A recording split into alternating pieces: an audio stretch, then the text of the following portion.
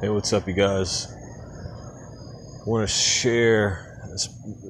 I'm gonna have to make this a little mini series, but I want to share a story with you guys that this being showed me. And I mentioned before in a different video, his name is N. And this little mini series is called The History of Gods.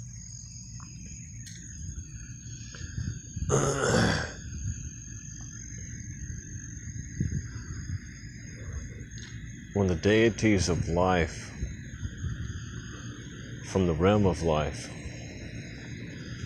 determined that they would materialize their will and manifest the realm of all possibility, they sent forth the Ra into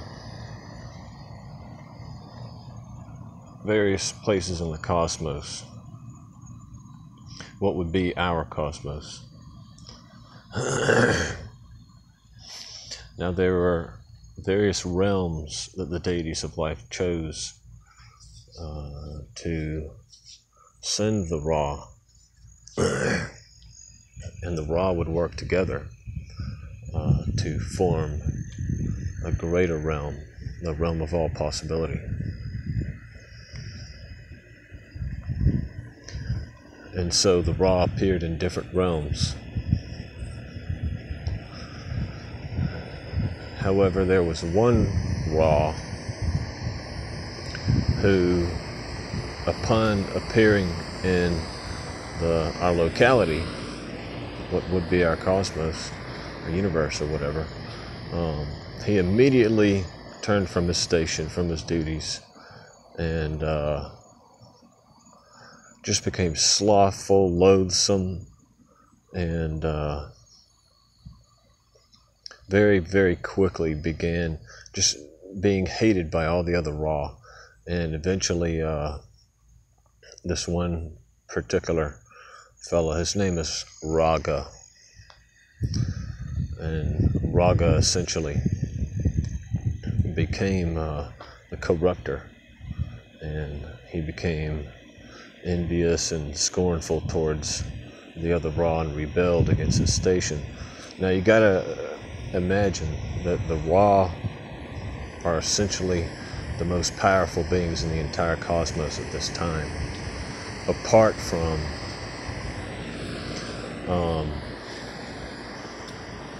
the original beings who already existed in the cosmos before life decided to materialize its will. And so the Ra, their power is such that even if all the other Ra were to band together against a single Ra, it wouldn't be enough to take down one of the Ra. That's how immensely powerful they are. They're eternal beings, they're essentially supreme beings, and their influences spread far, far across the cosmos, across multiple realms. Because like I said before, they were supposed to join the realms and work together to manifest the realm of all possibility so life could materialize its will. But Raga rebelled from his station, and like I said, was slothful, was arrogant, was completely and utterly loathsome. And eventually his form mutated, and he became a grotesque form of bloated, expanding flesh that just grows at ridiculous, absurd rates. And his flesh expands so fast that he actually has to consume his own body. He devours his own body because it grows so quickly. And because of his corruption, because of his mutation, he just became utterly loathed by all the other Ra. And you gotta understand, this is an extremely vast space that the Ra are working in. And each of the Ra went to their own place, went to their own place to begin their work. Now, another one of the Ra, his name was Raka. And Raka was benevolent, and he favored a minimalist approach. He didn't really create great disturbance when he moved about. As a matter of fact, he went about very stealthily, but his aura stretched far across the cosmos and helped to form a fundamental resonation that began to bind space itself and connect space to begin joining the realms to manifest the greater realm of all possibility. And later on, around the same kind of locality where Raka appeared, there were certain other younger gods who appeared later on, and it was also their effort to work on behalf of life. And these were there are three in particular, and they were watched over by Raka, because they essentially appeared in the cosmos and under the in the realm, in the influence and the sphere of influence of Raka. But these three were A, U, and Ryke. Now A was essentially the power, the force, the element, you might say, of inspiration. While U, she was the power of love, and Ryke, he was cold.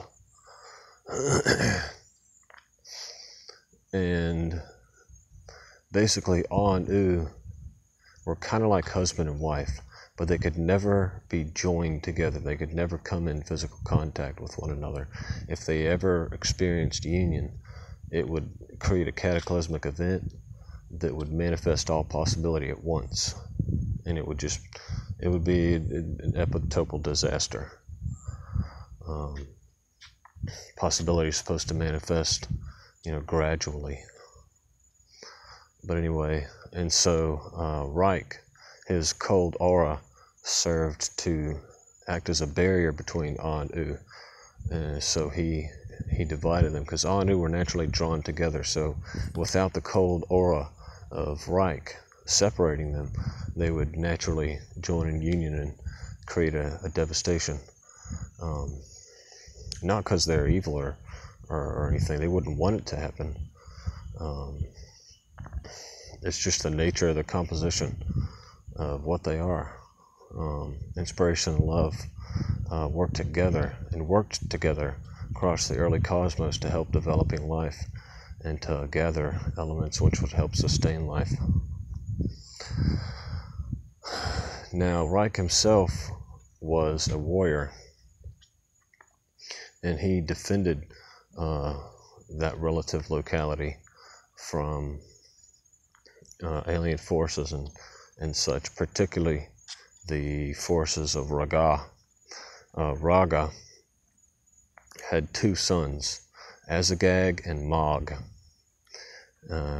Azagag, this might sound kind of silly, but he's the sorcerer of alien physics. I know that sounds a little silly, but it's actually pretty freaking serious. He has the power to fuck with people's minds, take a fraction of a person's consciousness and send it out into some far out, unfamiliar part of the cosmos where all the laws of physics are absurd, and destroys the consciousness, destroys the mind. He can also open his mouth and create an illusion of his mouth essentially consuming the entire cosmos, and a great blinding light appears in his mouth and consumes his victims. And you gotta understand, Azagag is a really wicked guy. He's a really evil, dreadful, hateful being, very, very wicked. And his brother was just as wicked, just as brutal and cruel, and Mog the Hideous. And Mog was said to be so hideous that to wage war, he but show his face, and his very visage was such a horror that it would shock life and cause death across the cosmos of those who perceived his hideous form. So he was called Mog the Hideous. And Azagag and Mog and their forces assailed the relative locality where Raka's influence was. But see, Raka's really slow, very old, very slow. He's one of the oldest Ra, if you could even calculate their ages.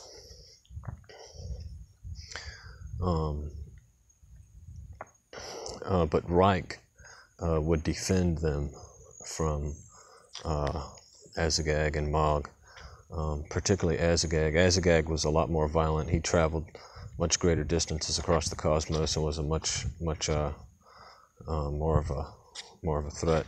Mog was too, but Mog wasn't so interested in anything. He took more of his slothful father's side and demeanor.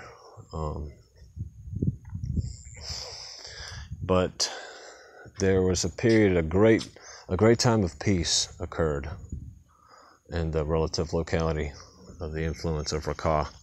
And for a long time, Ah and U were able to, work on behalf of life and spread inspirational love and develop life all across the cosmos. And Ryke followed them everywhere they went, just standing by, pretty much. His aura doing its work. But over time, Ryke began to become restless. And he longed to go and explore the cosmos. And so he went in secret. He didn't have to be around Ah and U like 100% of the time. He could go off and do his own thing sometimes, but he always had to come back. Couldn't be gone for very long periods of time. But he went and he created another being. But Ryke didn't have the power to create life like Ah and U had. So Ryke's creation was much different. Also, Ryke designed his creation to be able to bear the ferocity of the much, the beyond cosmos, beyond their peaceful locality. And so the being Ryke created was quite fearsome. And that being's name was Ks. And when Ah found out about it, Ah was very upset. Why would you create a being like this? This is a terrible being. You shouldn't be interested in these other things. You should be concerned about the greater picture, expansion and development of life. You shouldn't be concerned with these selfish pursuits, these individualist pursuits. And Ryke became really upset, and they argued, a big argument. And during the argument, Ah struck Ryke, and that pretty much really set off a negative event. Ryke became furious and basically declared that he would undo the work of Ah, and that he would strike Ra to his heart, because Ah didn't understand. Ah was unfeeling and didn't care about Ryke and Ryke's feelings, and it wasn't fair that such a great warrior like Ryke would be nothing more than a chauffeur. And so they parted ways, and what resulted was a really terrible war between Ryke and Ah and U. But I'll have to get into that in another video.